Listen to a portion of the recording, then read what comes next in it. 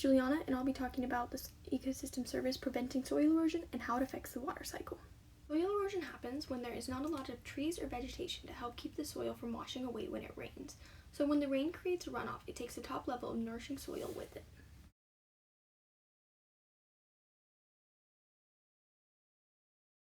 However, when there is a lot of vegetation, it helps to absorb all the water, and also the roots of the trees and the plants will help to keep the soil from getting displaced and going into lakes, streams, and more. One example of this ecosystem service is when the Amazon rainforest. When the trees and the vegetation are there and it rains, the plants and trees take in the water they need. Also, the trees' roots and the plants' roots help to keep the top layer of soil in place, and they help to break the force of the rainfall, which altogether helps to protect the top layer of soil and prevent erosion.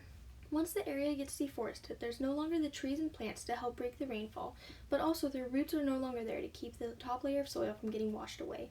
The top layer of soil then gets into local streams and rivers, which then affects the people and animals. The local fish have their eggs smothered, and not as many will be able to hatch. It also makes it so the water is not as good to drink, and the irrigation systems will also be affected. Biodiversity strengthens the prevention of soil erosion because they have a give-and-take relationship. One example of this is soil organisms can help prevent soil loss because they increase the porosity of the soil.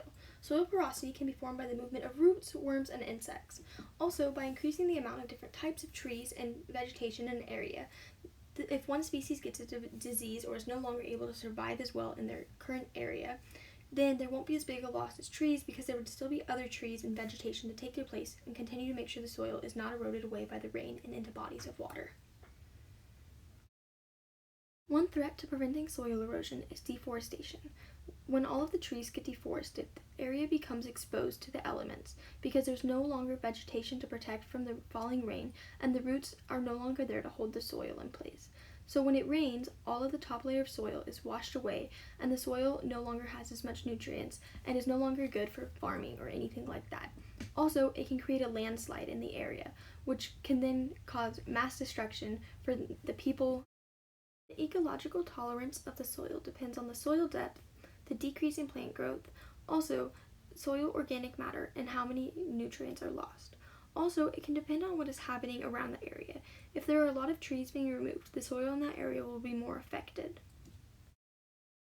Soil erosion cannot be undone. However, people can be more aware of what is happening and take the steps to prevent it. Some of these steps include planting plants that will bring the loose soil together and help to prevent it from being washed away. Another preventative measure is to plan how the water will be diverted away from the eroded area.